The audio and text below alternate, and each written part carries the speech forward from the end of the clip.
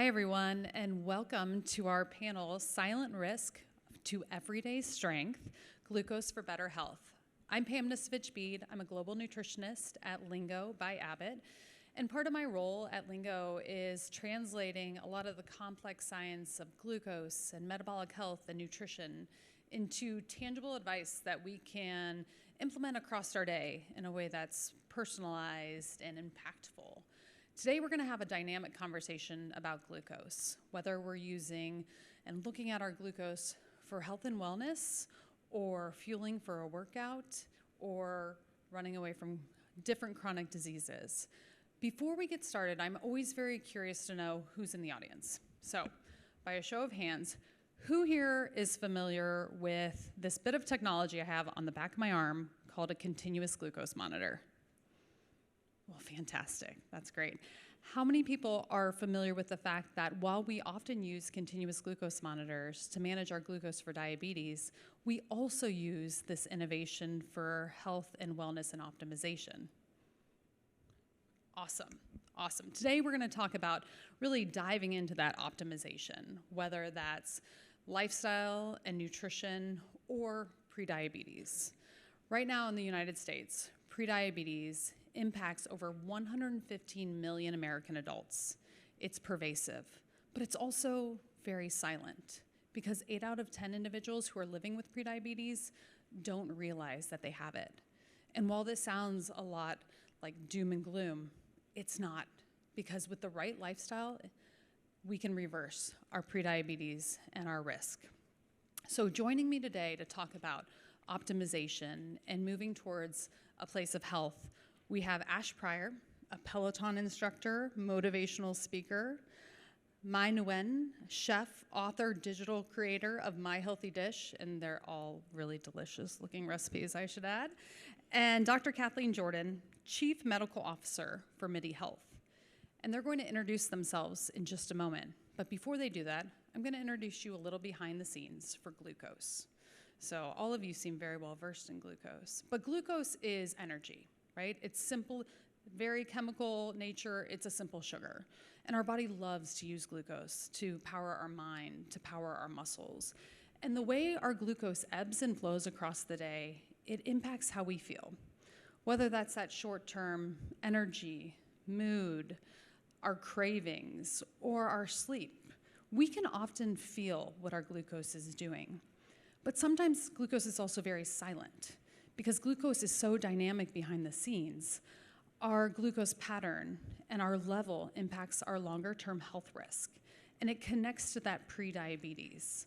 So knowing what your glucose is doing behind the scenes, getting in touch with your glucose and wearing a continuous glucose monitor can be really impactful when we want to personalize and make changes to feel better in our own skin. Glucose health really matters to the todays and to the tomorrows. And when we think through optimization and peeking behind the scenes, everyone has a journey and a story when it comes to glucose. So introducing our panelists, I would love to know what made you curious about glucose? Why are you here today? What do you do? And, kind of what is your own personal story? Ash, we'll start with you. Sure. I'm Ash Pryor, and I'm interested. My father has diabetes, and so I grew up watching him check his levels, and I was diagnosed in 2016 with Hashimoto's disease. I was a Division I athlete, very fit, doing everything, and then one day my whole life changed, and it was really hard for me to walk up a pair of stairs and to have a quality of life. It almost felt like my body was shutting down and I was dying. That's kind of what propelled me into fighting for my life and deciding I'm going to become a group fitness instructor. That seemed so far-fetched at the time. And then once I came back, my body looked different. Didn't have a 4-pack, I didn't have abs and all those things, but I found joy in movement and honoring my body to just being able to show up. And then I saw people wanted to see themselves in me, and that kind of propelled me into honoring my story and where I was and kind of sharing what the highs and lows of Hashimoto's is. For those of you who don't know, it's a thyroid condition. It's enlarged. When you have your worst days, it feels like someone is holding their hand against your neck. It's hard to breathe, impacts your cognitive development, being able to speak, to think, hair loss, infertility, potential issues, anxiety and depression, essentially your whole function for your body. And so to be able to be here today is such a special thing, and to be a Peloton instructor is a dream. But I wanted to make sure that I knew all the things that were happening in my body.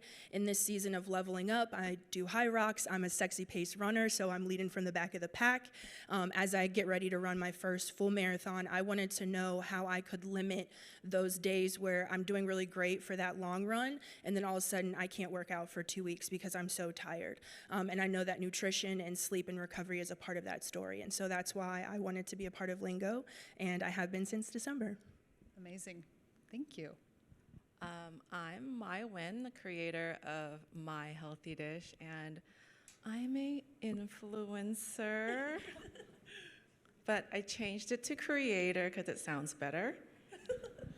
I've been doing this for 14 years, and I started actually at my lowest point when I lost my job. My husband lost his job, and I got pregnant with twins, and then lost our home and moved in with my parents. That was a very low point. And when the girls were 3 years old, we had a garage sale and sold all their baby clothes. And that was when we had a little bit of money, and I bought my first iPhone and downloaded Angry Birds and Instagram. And I was instantly hooked with Instagram because at that time it was a photo sharing app, and you know, Asians love taking photos. And I was instantly hooked. I was sharing photos of food, I was sharing photos of my kids, and the food actually did better than the photos of my kids. So it made me really think about this could be a career, and I started cooking online. I borrowed $1,500 from my mom for a MacBook. Started blogging, even though I don't even, still to this day, don't understand blogging. Started growing my audience, sharing recipes, and was able to move out of my parents' home and buy my dream home, buy my parents a home, and now currently building a home for them on my property. Came out with a cookbook 2 years ago called Healthy My Way. It's still on sale on Amazon if you guys want a copy. But the book, I'm sorry, rambling about health, but the book was about healthy eating and how I eat during this season of change. And the book was about feeling your body and eating whole foods and nutrition foods, not counting calories, not like limiting your macros. And when I found out I was pre-diabetic, I felt like my whole world was a lie, because that book was just eating what you want to eat with not thinking about carbs or protein or fiber, but just eating what feels good, like real food. And so my whole platform, 14 million followers, teaching them how to eat healthy, I felt like an imposter when I found out I was pre-diabetic. When I was working with Lingo, I actually found out working with Lingo, I was like, why is my glucose so low? And why are my levels so low? And I got blood work done and found out last year that I was pre-diabetic. So it's been actually quite a learning curve using the biosensor and monitoring my glucose and actually relearning how to eat now, because I ate such a intuitively just how I felt. And so now I'm trying to reverse my diabetes diagnosis. It's an amazing story. Your low point is really amazing, motivational.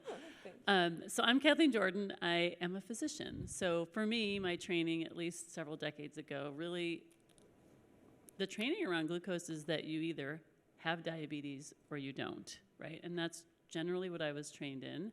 And if you have diabetes, we needed to manage it with medications, and it either got better or it didn't get better. But you didn't really worry about it.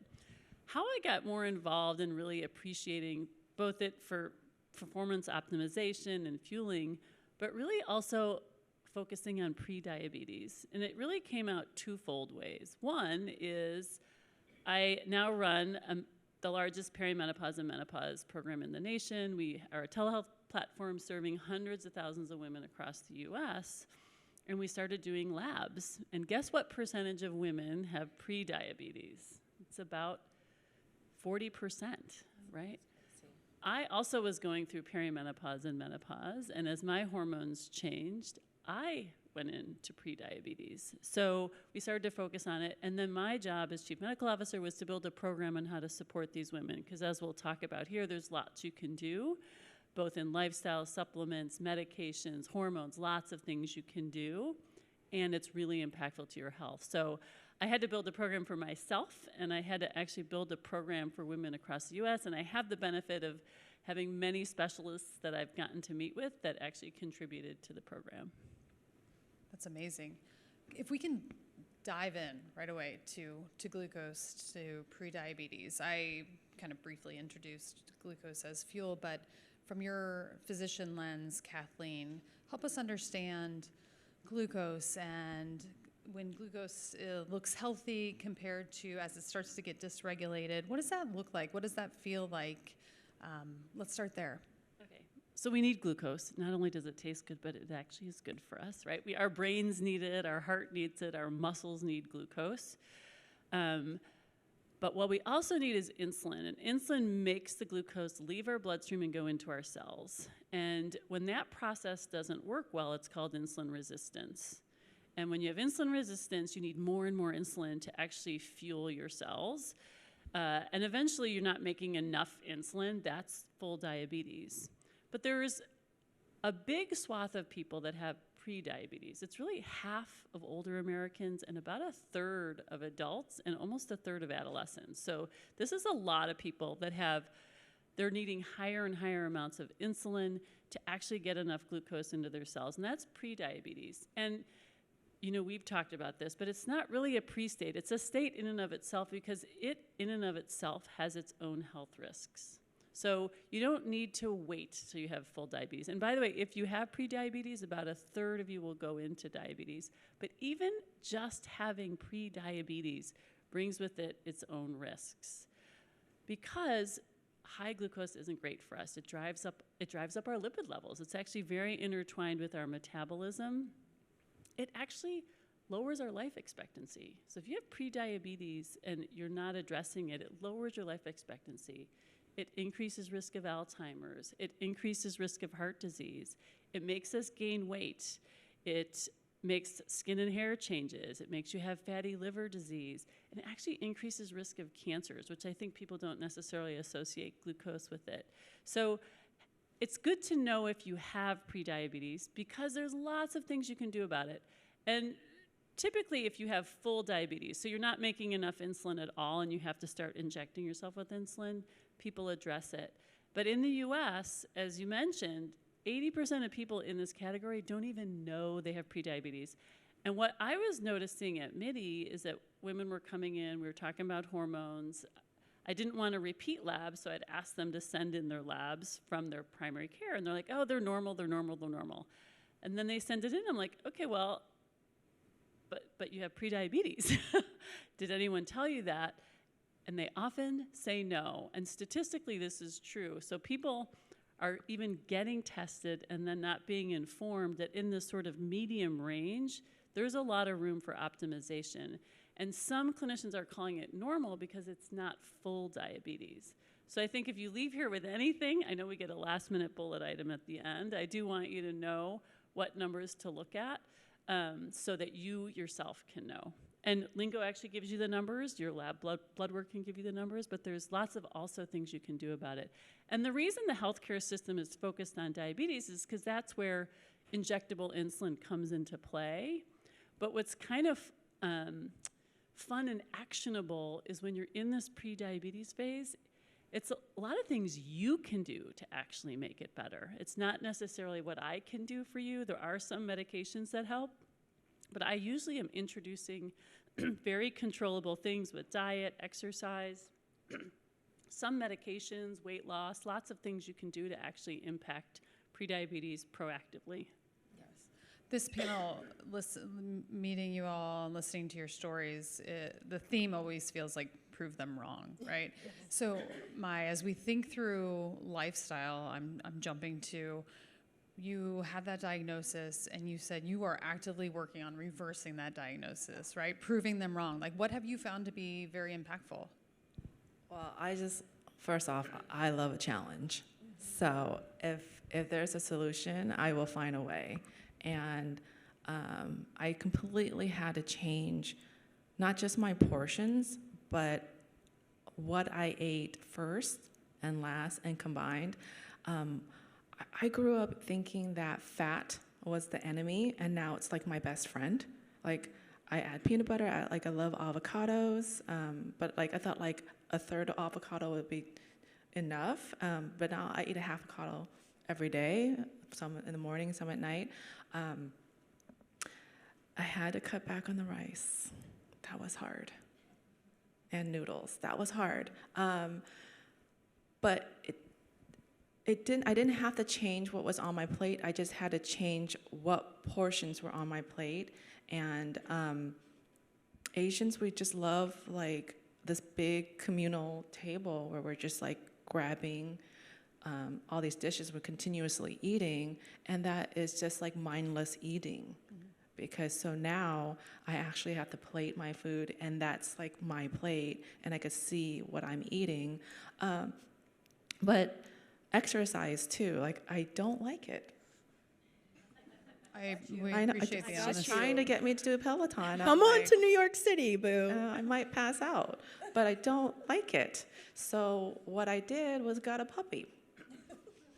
And he has a lot of energy, and so I take him on walks, and I'm 45. I don't have the energy to do CrossFit anymore or all those things, but I find that moving your body is so important.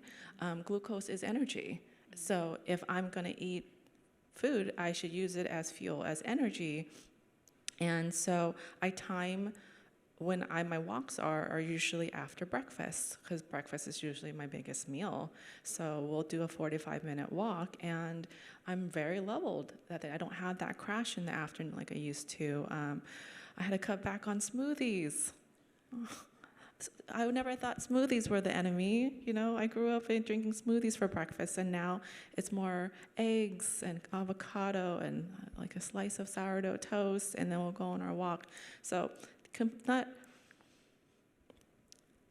it's just finding what works for you, and what works for me may not work for someone else. And that's where I struggle the most, is because I am cooking for the masses. And so when I do make food specifically for me, I am saying this is what I'm eating to reverse my prediabetes. This is what's on my plate that works for me. And that's the great thing about CGMs, which you've hinted at this before too, is like it helps personalize things, right? Because the way all four of us could eat the same thing and we would have distinctly different responses in glucose, right? But until you peel back that curtain and see exactly how your system is responding to a smoothie with this, or starting with veggies, et cetera, you don't know what to fine tune. So it's very helpful to have that kind of information. Glucose is fuel, right? And most of us, we want all the energy we can get. And this is one time where it's like, more is not necessarily better, right? So Dr. Kathleen, help us understand, when we think through glucose and when we think through prediabetes, it's elevated glucose, right? More over time. We don't realize it's happening. Why in your clinician perspective, why do you think the number of Americans who are living with prediabetes just keeps escalating and escalating? Well, there is a linkage to obesity, and it sort of self-perpetuates. So when you have insulin resistance, it actually makes you gain weight, and then when you gain weight, it actually increases your insulin resistance. So there is sort of breaking that cycle as well. So that's partly contributing to the increased prevalence, but it's also genetic. Right, so people genetically have insulin resistance. So I have patients who really do everything you could possibly do with a lifestyle, and they still have elevated blood sugars from insulin resistance. And those are the patients we support with medications as well. So I do, again, the emphasis, everyone really should be screened, but there are definitely genetic differences. There's also different vulnerabilities, right? So I got prediabetes when I went into menopause. Decreased estrogen actually increases your risk of insulin resistance. I do have a genetic risk as well, but also my activity decreased. I went from walking around to doing telehealth. So for me, decreasing activity is my vulnerability. For other people, it's weight. Like losing 10 pounds can actually improve your insulin sensitivity for some. So people have different vulnerabilities and different things that they can work on to impact their outcome. Yeah. The impact of exercise is one of my favorite things, not only being more of a sports dietitian, but when we have higher levels of glucose, right, whether it's genetic or whether we just ate something higher in carbohydrate and sugar, right, we have this energy running through our system.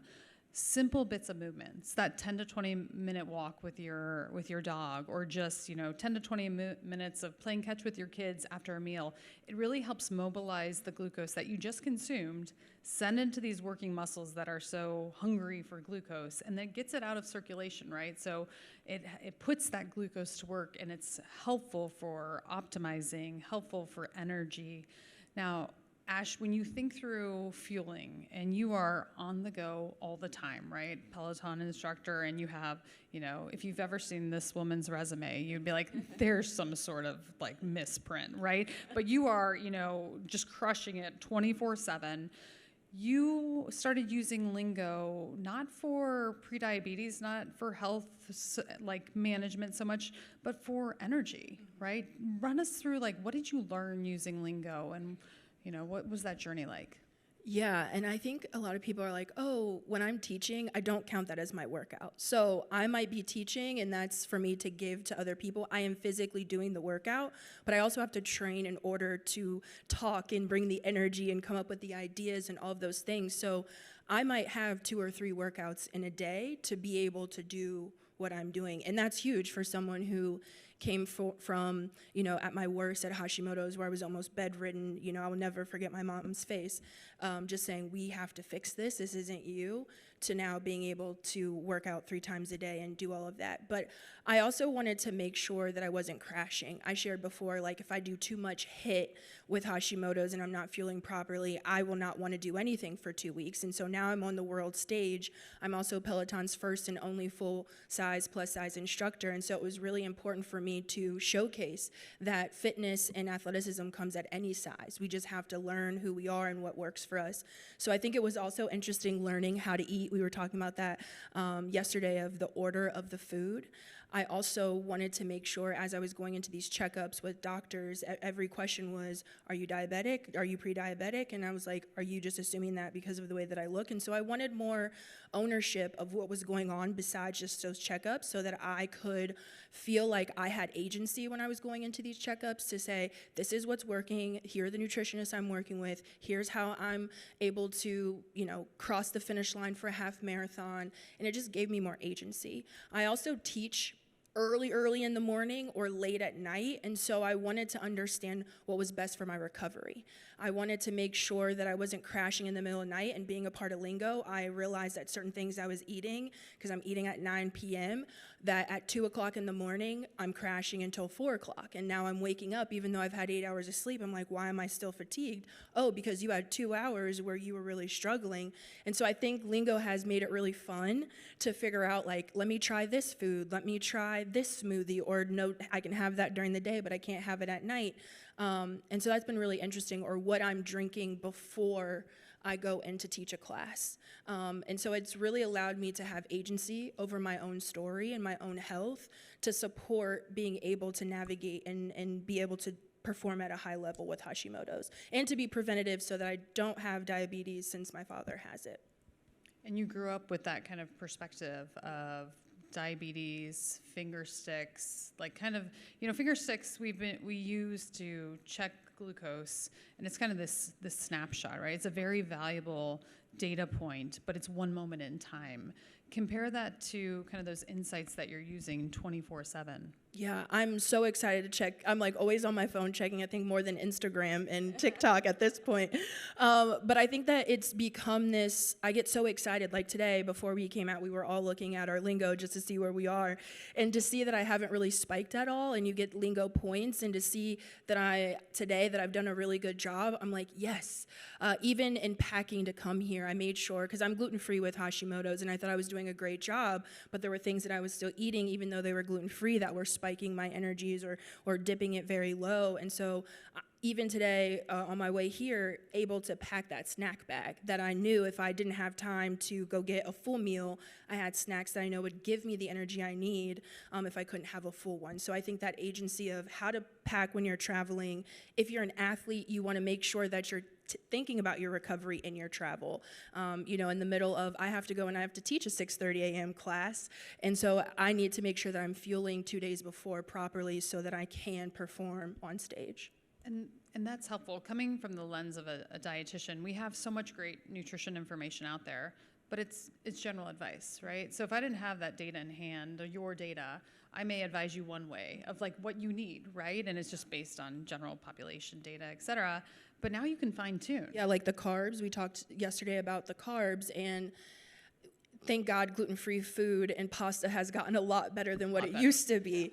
But again, those portion sizes that you were sharing about, I can't have them as often or as close together. And so sprinkling that in, figuring out the portion size. And instead of feeling restricted, I feel empowered. And I was really worried about what that was going to feel like. And as someone who's not using this to lose weight or any of those things, just being able to understand how often I need to eat, the portion size, and then just saying, yeah, I can have that pasta, but then I need to pair it with this salmon over here. And then I also went back to pescatarian, vegetarian, so playing around with how can I make sure I get enough protein and all of that. Mm-hmm. And Maya, looking at your different recipes, they're more protein forward now. And I love it because having looked at way too many food records, especially for women, like we tend to fall short on protein. And at Lingo, we have 5 kind of tenets of nutrition. We call them the Lingo fundamentals, and one is prioritizing protein. And the beautiful thing about protein is not only does it support our muscle health, but protein and fiber and fats, eating those first naturally slow down digestion. So it's one of those aspects of like, you can have your favorite, just have it at the end of the meal, or give those carbohydrates some company, kind of like you mentioned.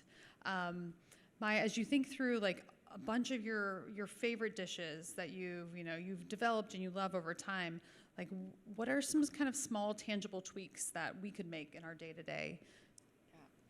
Well, it's just how we eat, because it's not just for me. I'm cooking for my family, or I'm cooking for the masses. So if I'm just cooking for myself, it's so simple, right? It's called girl dinner. It's so easy if I didn't have to cook for everybody every day for the rest of my life. It would take 10 minutes to throw in a salad and some chicken, But when I'm cooking for my family, they still love Asian food. So sorry to bring up my cookbook again, but the cover of my cookbook is chicken pho, which is such a staple dish in Vietnamese culture. And I love it, my kids love it, but I can't eat it the way I used to. And it's a big bowl of soup with rice noodles, a little bit of chicken, and some garnish and some herbs. And even the sauces that you put in, like the hoisin sauce, has so much sugar, which I did not realize what I was putting into my soup that made it taste so good. So we're still eating it, and I just have to change the portion of the noodles. And bean sprouts is my best friend because it's like long, and it kind of looks like a noodle. So it's now a lot of bean sprouts, very little noodles, not very little, enough noodles, and a lot of herbs and a lot of protein. Protein has become such a fad. It's been like when I scroll TikTok, every fitness influencer is throwing protein in your face and blending cottage cheese into everything, even ice cream, which is terrible, by the way. I tried it. don't do it. But I love the fact that protein is trending because it is very satiating. It does digest more slowly. And now I don't feel bad about like having a piece of steak, or salmon.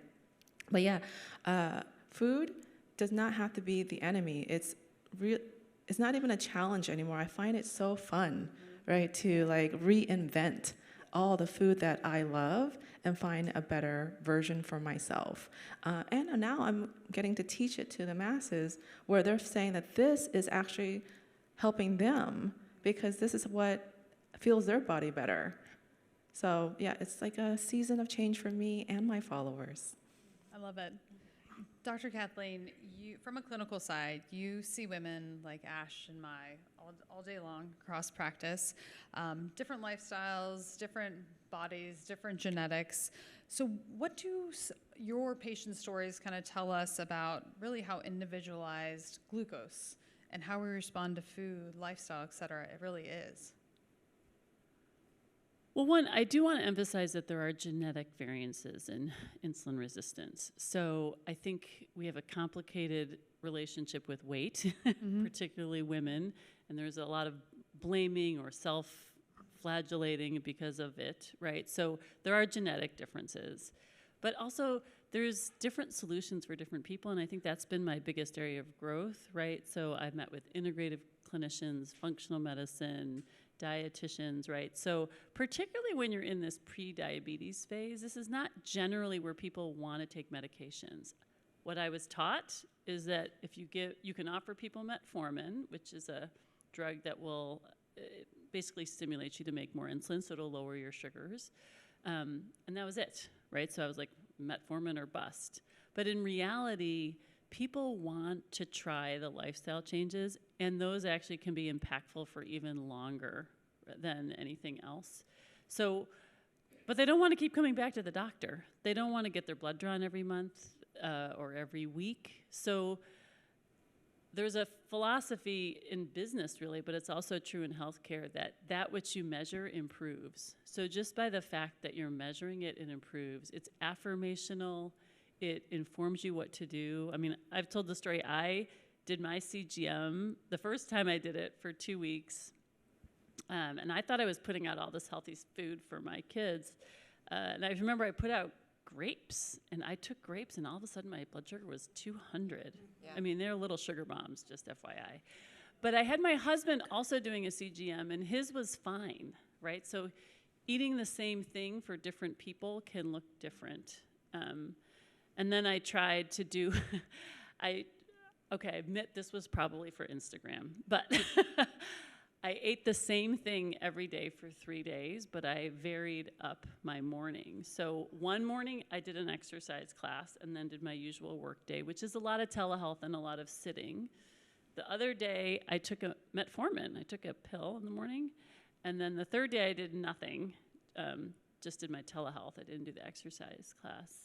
And for me, by far, my best performing day on my glucose monitor where I didn't hit peaks was actually exercising in the morning. But I think what surprised me was that class in the morning helped me not peak even in the evening, right?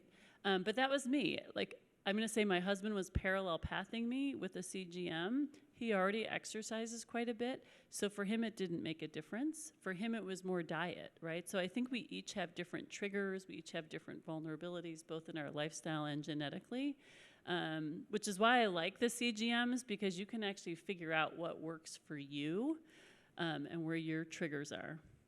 Can I just say something real quick? I think my one frustration is ever since I found out I was pre-diabetic and I changed my diet, my husband eats whatever I make him because he can't cook. Within 2 months, he lost 10 pounds. Yep. Yeah. So women, not that you're in midlife, but women in midlife have an extra challenge. So before menopause, we actually do very well. We actually have better insulin sensitivity than men.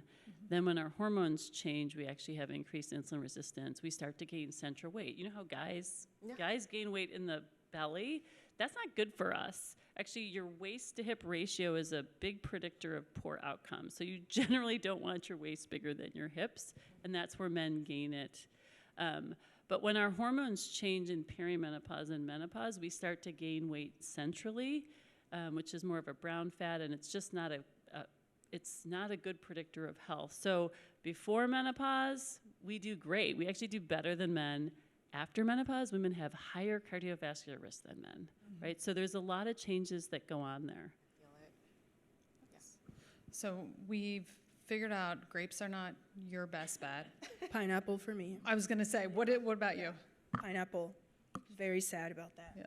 So when we started developing Lingo, a big part of my view is always helping people develop a better relationship with food, right? And so how do we have the things that we love that we can't live without, but even build a stronger plate, right? And I feel like a lot of throughout the day, like that is your platform. You're helping people, like My Healthy Dish. Like, how am I helping people build a better plate? And what I love sometimes about glucose is when you have the cake, when you have the pineapple, et cetera, you have to start with vegetables first, right? You have to start with protein first. You have to add in these fats that we thought were we thought were a 4-letter word, but it turns out fats don't influence our glucose, so we should have more of them and find energy in that way. So pineapple's out, but you were talking the other day about potatoes as well. So what is your go-to carbohydrate to fuel all that activity now? I can have potatoes just in small portions, and I really enjoy them. I also found that quinoa works really well for me, so grains as well was a little bit challenging. I love rice as well, especially being gluten-free.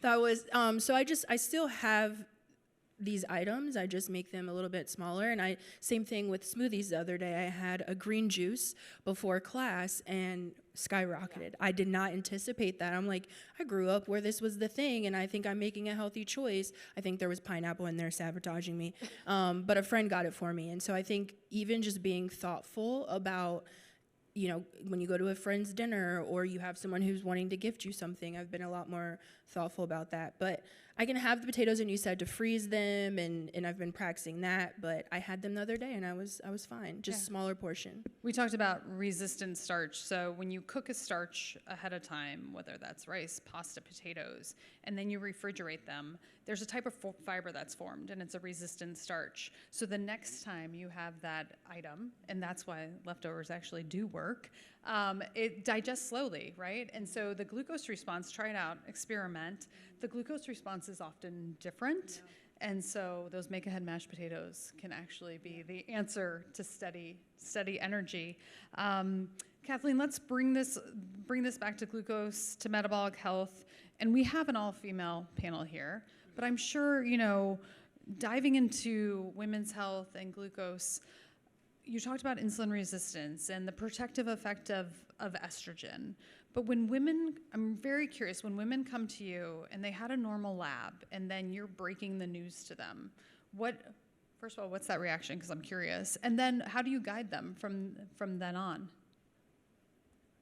Well, there's a lot of tools in the toolkit, right, that you can do. And it really kind of depends on severity. Obviously, if you have really high sugars, I'm going to talk about medications up front because you're probably not able to overcome that. But when we're in the prediabetes range and it's an early diagnosis, it's when we talk about all the things you can do. I do bring up medications because I'm a physician and they want to know about them and they're always there as a backup, but generally we're going to start with some FAQs about diet, nutrition, talking to them about the option of a CGM. Now, CGMs are typically covered by insurance if you have full diabetes, but they're now really available cash pay programs for people to use them. And you don't, for affordability and access reasons, you don't have to use them continuously. You can get one and use it for 2 weeks and learn a lot, do some interventions, use it again later. So you can use it as a tool however you wish. We were talking about data does bring about change because people react to data. But sometimes I just want to disconnect, so I don't actually use it all the time. When I wear it, I'm more conscious that I have to look at the data So I actually do eat better because I have to actually see the data. It's the same thing with wearing an Apple Watch. Like if I put it on, I have to know my steps, and I'm like, okay. So just wearing it makes you, it's like a mindful step to knowing that you're gonna choose or make the right decisions that day. Yes. Right, so it's all your relationship with data and so it's what you can weave into your life. I mean, sometimes I'm just, like people get overwhelmed with counting calories and counting things. So if I boil it down to like fiber, because I think the U.S. diet is very low in fiber. There's not really is there a high fiber food that is bad for you? Probably not. I couldn't think of one. So if you increase your fiber, generally it helps your insulin Those sensitivity. carb tortillas, those fiber carb tortillas, they're terrible tasting. I mean, get your fiber from vegetables, not these weird fiber tortillas. And Ash, you said you had a So you had mentioned that you worked out and that was your best day when you went about. How long between your workout and eating did you give yourself? So did you eat right away after the workout? What was the workout? Okay, well, I, like you, I need the motivation of a class, so I have to travel home from my class to home, so about a half an hour. Yeah. I think that's so interesting because for me, I also wanted to see what was happening for my personal workouts, for teaching class, the class types. And so I found that I have a 20-minute window before it's going to drop drastically. And then that's really hard for me to swing it back up. And so I was just really curious about that. And I think it's been great. I think my workouts aren't that intense. No, but I think that's also when you were talking about getting your levels checked. I think for me, what I've really wanted to bring, I mean, rowing is very intimidating. I'm a rower. I've been rowing for 16 years. I'm a champion rower. I'm going to go ahead and clap for myself on that one. Thank you. And so rowing can be really scary. And a lot of my platform with fitness is to make it fun and approachable and to make it enjoyable. We think that for these lifestyle changes, it has to be from 0 to 100. And now I'm going into a class for 65 minutes twice a day, and you don't have to do that. You know, walking your dog is a great start, and it could always be the thing that gives you joy, and that's fine. And I think for me and why I wanted to be here is to shape that fitness doesn't have one look or one being, and there's lots of different avenues that are going to work for you. When I first started getting back into shape, and could finally get out of bed with Hashimoto's, I started with resistance bands. And I was taking a 20-minute class, and that's what propelled me to go into strength training and then, getting back on the rower. And I call my endurance rows love letters because you have time to just move and feel, and it allows you to have all the feels of the week, whether that's thug tears, as I like to call it, or sparkles, which is your sweat, but just to exist. And so for me, endurance, just rowing for 30 minutes, whether it's going to be a zone 2 or a little bit harder, just that 30 minutes can work. So I have my days that I'm, doing the 90-minute, 2-hour workouts, but also the days where I'm like walking for 20 minutes is key. But muscle building too. So I always it's a combination of endurance and muscle building. And what I did not appreciate really until I started meeting with these experts is that muscle itself is very bioactive. So your muscle is like a sponge for sugar. It actually improves your insulin sensitivity. And I love the trend now for muscle building for women, and a lot of people talk about it for bone health, which is true because women are disproportionately affected by osteoporosis, osteopenia, fractures, all of it. But it really also, more muscle improves your metabolism itself. And it actually improves your insulin sensitivity. Yes. So we talk to women a lot about just lifting, right? Yep. And you're eating all that protein, should go somewhere. And I do love cottage cheese, I'm sorry. Cottage cheese has also come a long way. I like it too, just not in ice cream. Okay, come to the class and we'll also make some cottage cheese ice cream. So Ash, when you are on those days that, you've got workout after workout, right? What are you looking for in your lingo data to help point you to say, okay, I'm on the right path here with my fueling, or I'm on the right path here with my recovery?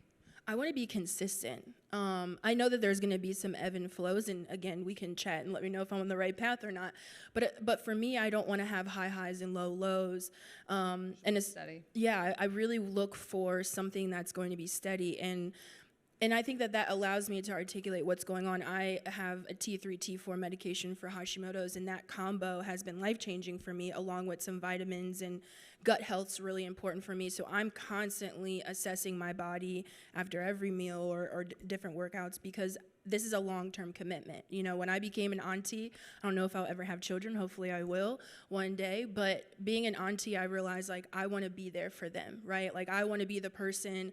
My oldest niece is 8, and so in a couple years when she wants to run her first 5K, I want to be that person she wants to run it with. I want to be out there teaching them how to play basketball and do those things. And so I really wanted to be active, and like you said, for women's sports, Title IX has only been about 50 years. So my mom's generation didn't really get some of the activity that was important outside of cooking. And so for me, it's been really vital that I'm able to balance all that, what that looks like, so the longevity of my ability to move is there.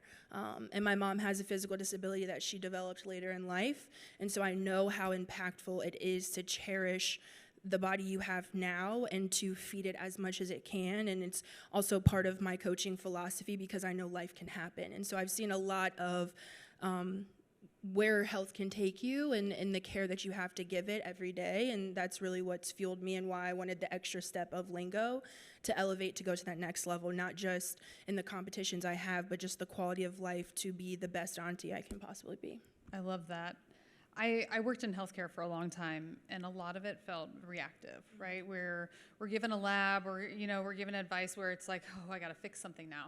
And that's the beautiful thing about what you're saying, right? It's this proactive lens of, like, where do I want to be in 5 years? How do I want to keep up with my kids, my niece, nephew, my friends, et cetera? Like, I'm going into these doctor's appointments and I'm helping lead the conversation versus waiting for them to tell me this, this, and this. I can ahead of time say, here's what I'm experiencing, here's the log of the things that are happening, you know, what tests can we be doing, who can I see? And it's just very empowering to own it and to be a partner. I think of this as a teammate, and to have that elevated teammate and to have that investment going into, I have to get blood work every 3 months. And so being able to have that health ownership is so important to me.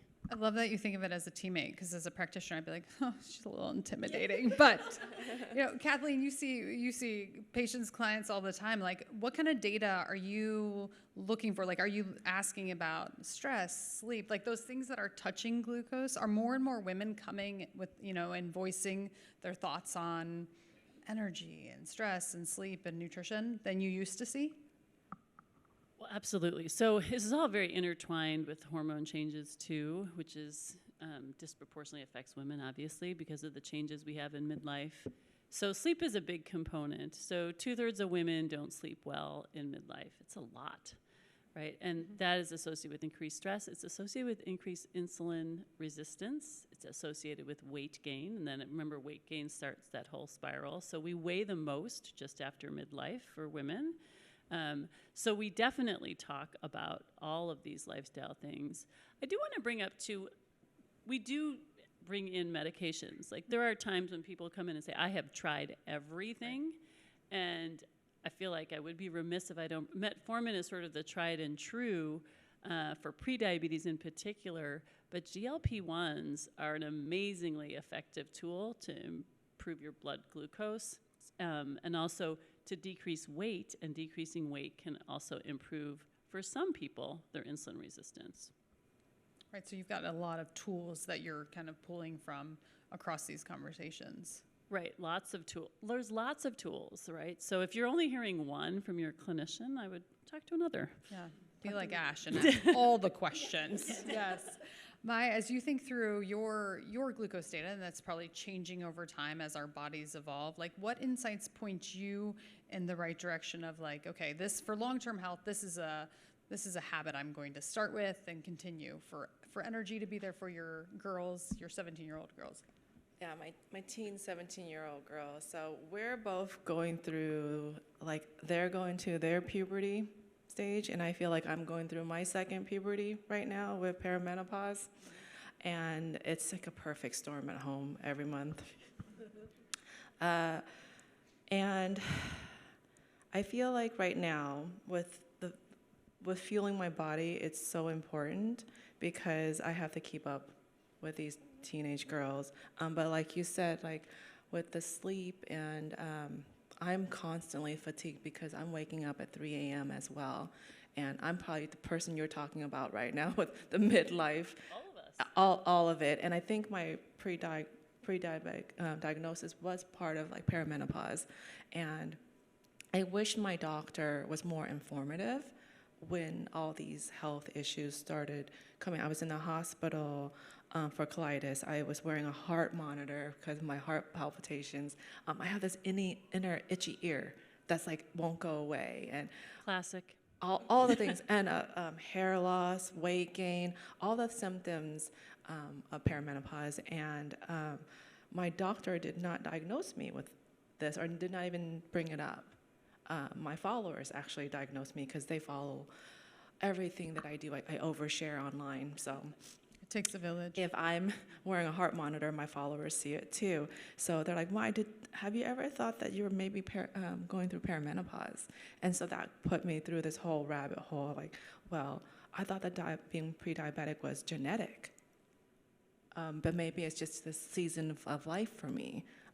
So it took some of the guilt away too, that like, oh, maybe this is just my body changing. There is a genetic component, but there's a lot of things that can exacerbate it, right? Yeah. So hormone changes, weight, activity, what you eat, so there's a lot of triggers that are under our control, and then there's genetic predispositions as well. Exactly. So now that I feel like I have answers to what I'm feeling instead of just like this puzzle piece, Yes. and having this tool to like help me not fix, but like now take control of my health, because now I know what's happening. So there's so many resources that I could use now, and just changing my diet, and I do exercise. I'm not saying I don't. I just don't enjoy it. Like, I'm not judging you. like I do go and lift weights because now I need to build muscle, all that. Like twice a week I make myself, but I don't enjoy it. But just these lifestyle changes has really definitely helped me, and just controlling and learning what foods I could eat and fine-tuning, because I find like it's every day I'm still learning about food, even though I think I know a lot about food.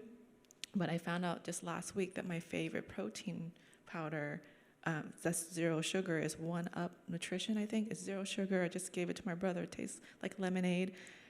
Spiked up my glucose so much, and I can't drink it anymore, but I love the macros. It was like 80 calories for 20 grams of protein. But then, and it said zero sugar. So that was it was very surprising. So I'm still learning as I add new things to my diet or try new proteins and stuff. But yeah, I still feel like right now I'm very much in control of my health, where I was kind of spiraling last year.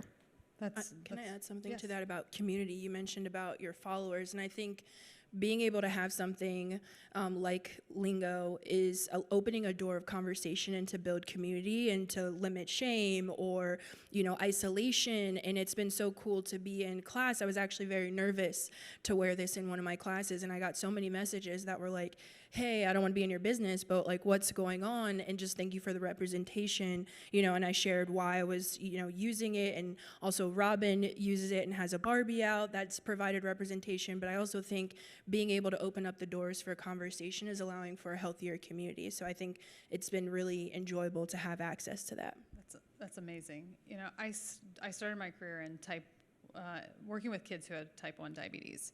And then wearing CGM over time, working with athletes with CGM and optimizing, it's become so apparent, like we all have glucose. Mm-hmm. We should all care about our glucose. And so a lot of the work we're doing at Lingo is like, how do we make the invisible visible? And it's very much what you guys are saying of like, now I can see that data, I can react to that data. It's this important biofeedback loop where you're like, this is what my body is doing. This is how I can respond. This is how I can own it. Before we open up for questions, and I'm sure everyone has different questions, and please come up to the microphone in a few minutes. If you could give people one piece of advice, thinking through your journey, thinking through glucose, what would that piece be? And Ash, I'm going to put you on the spot first. Me first? I was going to swing it over to the doc. We're going to go this way. Okay.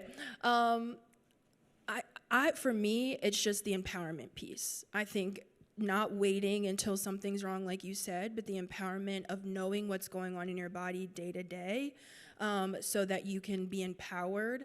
And I think a lot of times we want to avoid, and that just makes it bigger. And so to me, it lifted something off of my shoulders to be able to say, no, I know exactly what is happening in my body, and I can make the appropriate decisions every single day. So I would say become your biggest advocate for your health and not being afraid to know that information. Yeah, for me, it's just being very proactive. I've always just been so proactive with my health. And so, like I said, this invisible thing that I had no idea I had, and now having that data and now fine-tuning what's on my plate has been so helpful. And I do believe in my mind that I think I've reversed it this past year because I've been so proactive. But I think I'm going to do my blood test in November when like my whole year has passed to really see. But I'm just like really feel that I've reversed it with the help of Lingo and all the data that I have. And we will all follow along around that. It'll be a big announcement on Instagram. You'll see it. You are empowered to do a lot for it. I think if I could change one thing, my Midwest practicalities are going to say, I want people with prediabetes to know it because it's such an opportunity for you to improve your health risks, to live longer, to live better, to not have heart attacks, to not have strokes, to not have Alzheimer's, like none of the things you want, right? And we still have 80% of people that don't know they have it, and it's half of us by the time we're over 65, and a third of us at any adult age. So I think if I could change one thing, and we work on it at MIDI, we screen everybody and do a lot of programming around it. I just want you to make sure you get screened. That's awesome. From my perspective, I want people to keep in mind, it's small shifts that can make these big impacts, right? It's using that real-time data, that feedback of that personalized changing, just small little tweaks. You know, across our day, if you think about the bites we accumulate, you have thousands of chances to make a different choice, right? It's food order, it's selection, it's portion. There's so much, but knowing exactly how your body responds uniquely is so important. And for everyone in the audience at Lingo, we really believe in, making sure everybody gets to know their glucose. So all of you will have an opportunity to try Lingo on us. We invite you to join us for our happy hour just outside these doors, and we'll give you a code No to make sure smoothies? that you can try it. Maybe the smoothies will work for you. I have some ideas of what should go in it. I'm sure you have a recipe as well.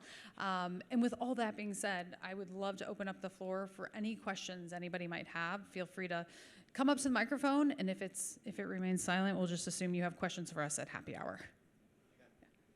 Yes. When I get to that happy hour, which thing, I know you shouldn't drink alcohol, but if you're going to drink alcohol, which one should I order? And then I also was wondering, you said when you had your blood sugar you were wise, my blood sugar low, and then you found out you were pre-diabetic. Yeah. I was thinking you always worried about high. Is low? It dropped so low that I was concerned. And that's when it dropped so low. Like it was like, I don't remember the number, but it got me actually really scared. Mm-hmm. And it happened a few times where I was like, this is not normal. And it was at night when I was laying in bed more. And so I just told my doctor, and she was concerned enough to get the blood work done. And that was when we found out. Yes, and it happens with performance athletes too. So when you're trying to move sugar into your cells, you pump up your insulin. So you're going to get a really high insulin. And then when you do something like lay down, you got this massive insulin pushing sugar into your cells. You can actually sort of hit a wall. Like athletes will hit it. So we don't worry about low as much because you're going to correct yourself. We do worry about it when you are taking exogenous insulin, like injecting insulin, because that actually can be life-threatening. And for performance athletes, they can hit a wall. But it can be a sign because it means your insulin levels are really high. Yeah. And you were talking about the order. Was it just you eat protein first and the carbs last, or? Carbs are last, usually. So it's you start with vegetables. That fiber helps slow down digestion, and kind of a similar approach, but a little physiologically a little differently. Protein and fat do the same thing. So I always think of it as stacking. Like you start with veggies, you add in the protein, the fats often come in from different foods, and then carbs are last, but whenever you have carbohydrates, you just always want to give them some company. So rather than having them on their own where they're quickly digested, and you see that on your glucose data, you always want to give them a little bit of love from veggies, protein, fat. Yes. Hi, thanks for being here. My family is riddled with diabetes, both sides, all the way back as far as I can tell. I do have family members who are using Freestyle Libre to help them. So I'm excited about Lingo for those of us in the family. My question is, do you foresee a societal shift based on all these awarenesses and all the storytelling that you all are doing, similar to the way that cigarettes have changed and how healthy eating and awareness around glucose, do you foresee or hope for a shift societally that way as well? Thanks. We're going to go down the line because I'm curious to hear everyone's input on that. Well, a couple things. So sitting is the new smoking. Mm-hmm. So remember, being sedentary actually increases your insulin resistance and your blood sugars. So we as a society are sitting way more than we used to. So I think that trend is not going in our favor and is also contributing to why we see rising insulin resistance.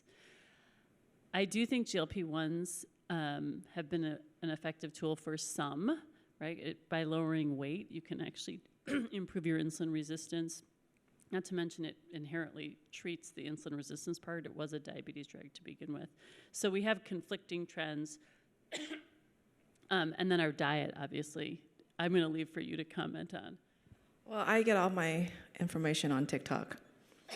And surprisingly, social media is such a great tool because people talk more about their health now than ever. And I feel like even smoking cigarettes was cool before, and the kids do not think that is cool anymore. And I think even like talking about prediabetes or diabetes or GLP-1s, the more conversations we have, the more normal it is. And there's so many people who are advocates on it online that I actually get a lot of my information, I do, on TikTok about just even meals and like what to prepare for myself too. Like I'm constantly researching. I want to be mindful of time so you can also ask your question. But from my side, when you were talking about sitting, Robin Arizone makes this comment often, and as a sexy pacer, I use this, is I'd rather be bad at running than good at couch.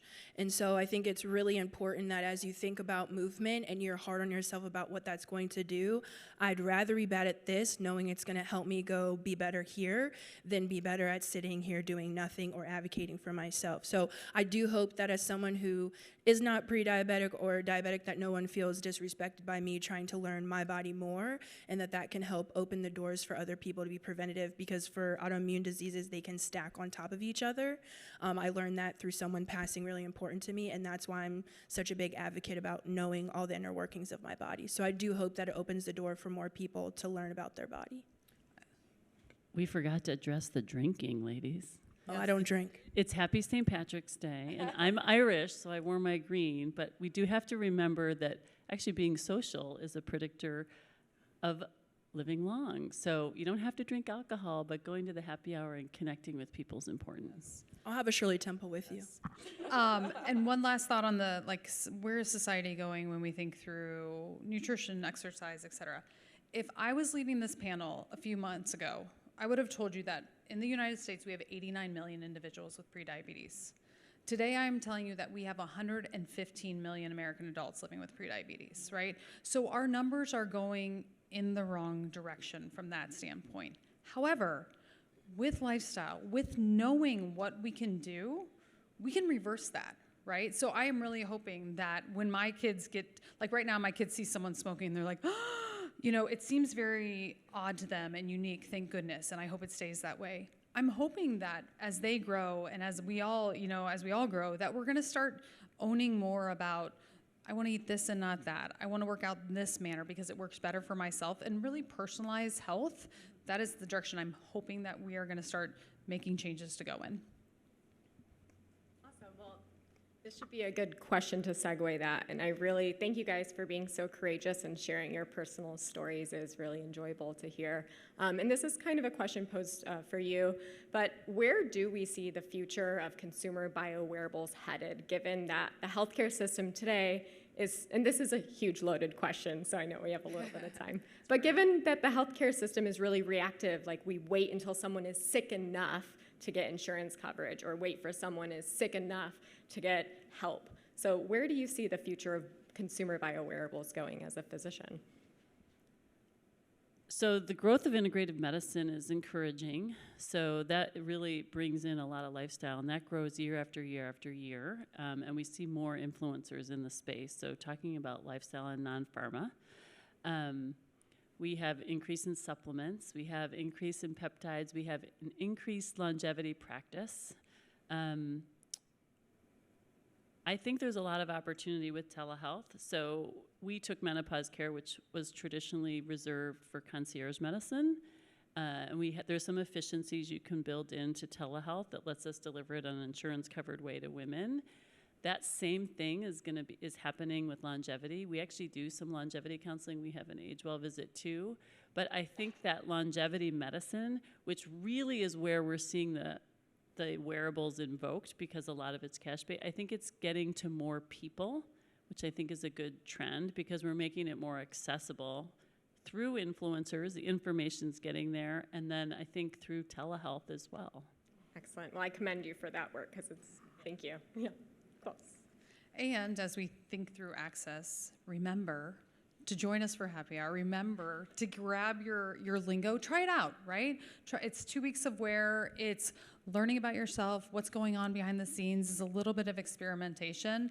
And thank you for joining us for this panel. And I also have a QR code for 2 months free with Peloton. Please get that as well. You should use both of those things. Yes. So thank you. And again, please join us outside.